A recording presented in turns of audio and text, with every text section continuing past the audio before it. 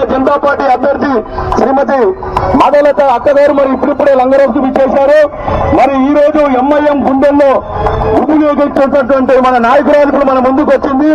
ఈ రోజు వాళ్ళు 45 సంవత్సరాల నుంచి ఏ రోజు కూడా కనీన విధంగా ఈ రోజు మొదటిసారి వాళ్ళకి భయం అనేది ఏంటో ఈ రోజు మన మాధవలత గారు భారతీయ జనతా పార్టీ అభ్యర్థిగా మరి బరిలో దిగిన తర్వాత వాళ్ళందరూ కూడా ఈ రోజు భయం అనేది ఎలాగుంటుందో ఈ రోజు మనం చూపించబోతా ఉన్నాము.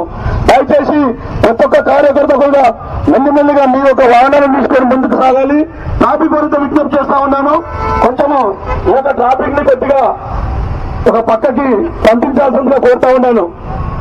డైమనిక్ లీడర్ మన హైదరాబాద్ భారతీయ జనతా పార్టీ అభ్యర్థి శ్రీమతి మాధవలత గారు మరి ఇక్కడికి లంగరోజుకి ఇచ్చేశారు.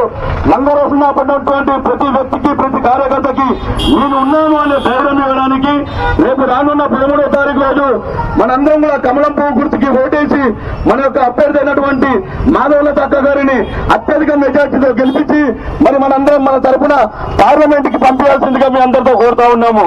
ఎందుకంటే రానున్న రోజుల్లో మన హైదరాబాద్ యొక్క పాత నగరం యొక్క భవిష్యత్తుని మరి మార్చబోవడానికి మరి మన ముందుకు ఈ రోజు విచ్చేశారు శ్రీమతి మాధవలత అక్క గారు.